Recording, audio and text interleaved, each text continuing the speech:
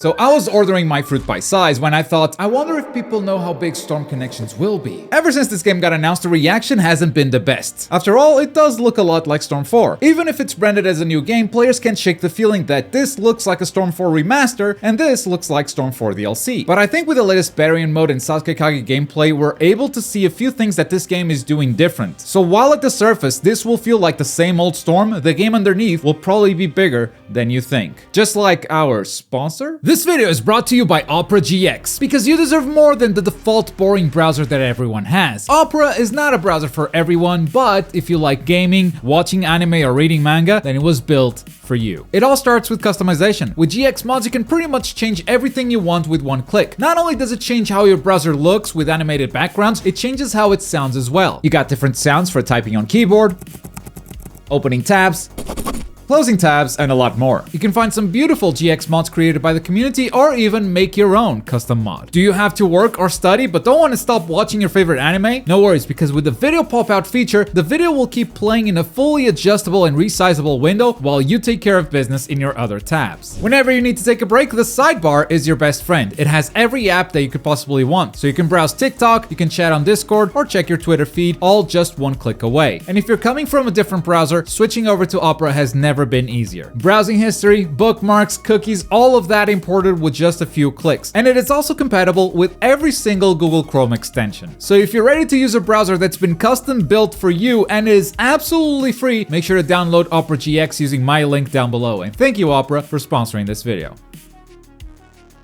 So this gameplay is showing us some new systems. In fact, it's showing us that Demon Slayer might have had an influence on the combat system for Storm Connections, which is only natural, after all it's the same developer. That's why they used the Demon Slayer pattern on the cover. Yes, I will never let that go. Now, Storm games always had this crumple animation where a character falls down to their knees, but if you wanted to combo from this, you couldn't. They are completely immune, as you can see. Demon Slayer has changed that and made it a central part of their combo system. A crumple in Demon Slayer not only lets you keep the combo going, it gives you enough time for a stronger attack. So it's something that to us, Demon Slayer players, we absolutely love to see in our characters, because it usually means that our combos are going to deal more damage. And now Storm is doing the same. We saw a little bit of that crumple animation back in the announcement trailer with Indra and Ashura, and now we got confirmation that this will be a new mechanic when we saw this last gameplay. When we see Naruto Baryon mode hitting Sasuke into this state and then throwing a jutsu while he is crumpled. Now the crumple state not only allowed Naruto to extend a combo here, it allowed him to do a jutsu, which is a much bigger attack. How do I know it's a jutsu? I actually missed this when I first reacted to the trailer, but there's a little blue shine right before Naruto vanishes and dives on Sasuke. The shine looks a bit smaller than on Storm 4, but also Naruto is teleporting during his jutsu and it made it a bit harder to see. But crumples might not be the only thing that CC2 is bringing over from Demon Slayer into Storm. Characters might be getting multiple jutsu as well. In Demon Slayer, each character has 3 special moves in total, if they are a Slayer. I mean, if they are a demon, they get 5, but let's focus on Slayers. Compared to Storm, where you only have one jutsu, this feels like a natural stepping up point. And looking at this footage, not only do we see this dive attack from Naruto, this Rasengan also has that little chakra flare, which means it is also a jutsu. If Baryon mode has 2 jutsu already, this means that every character will have 2 or more jutsu in this game. Except, that's clickbait.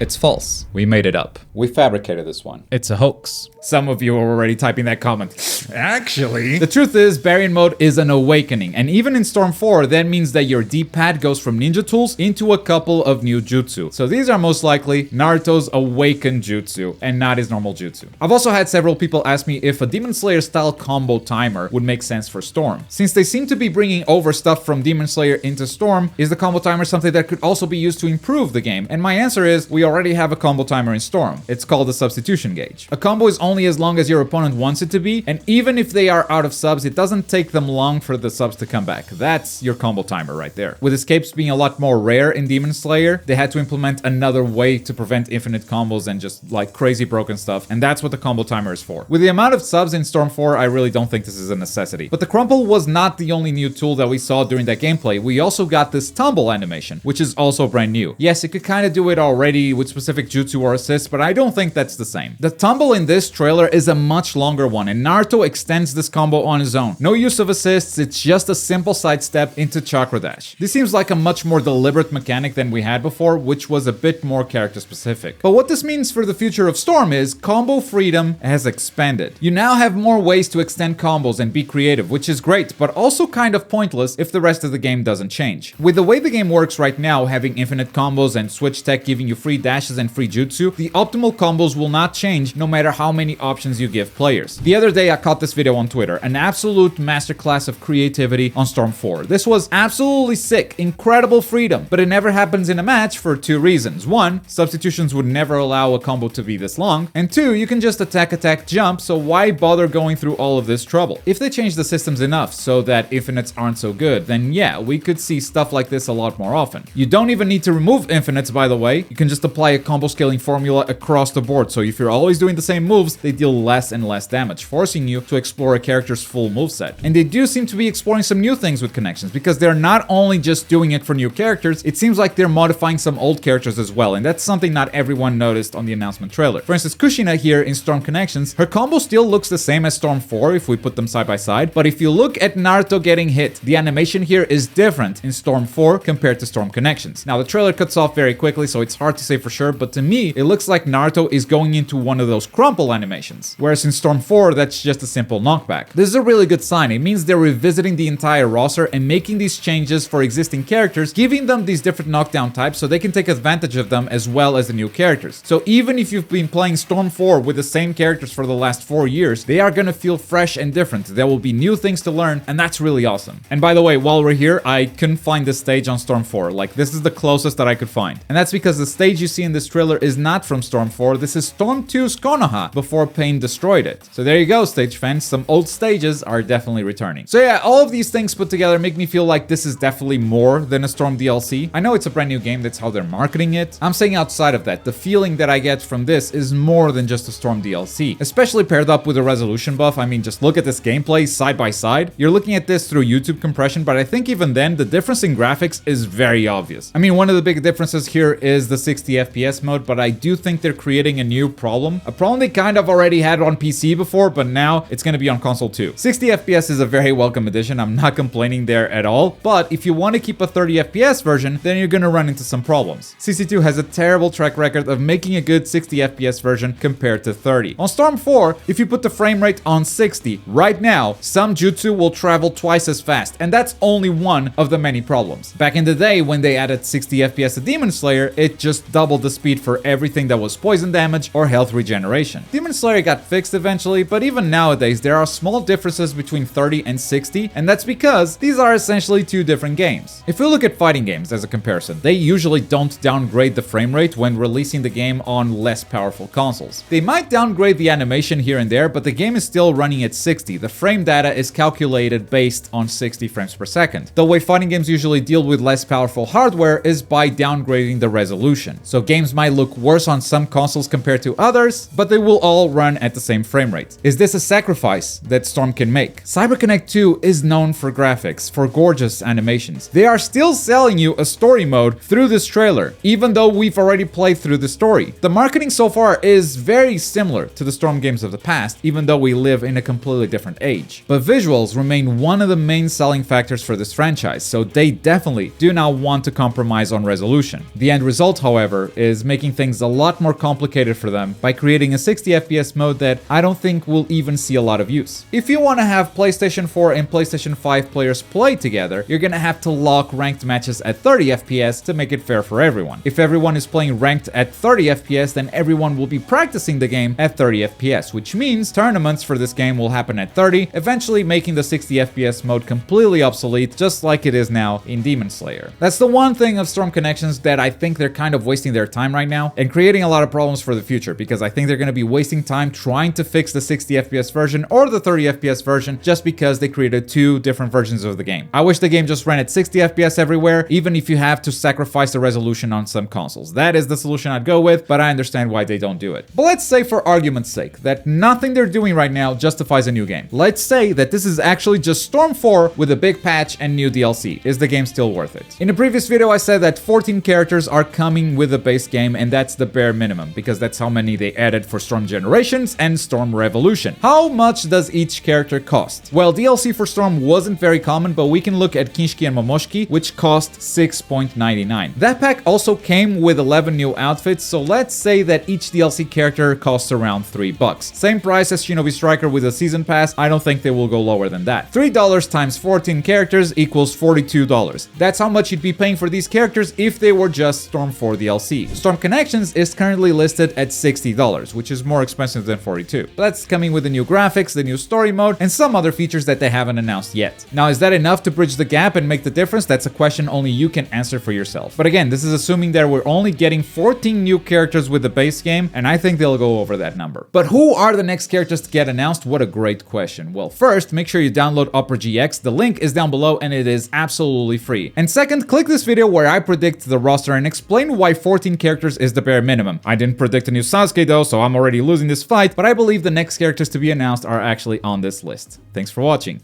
Bye.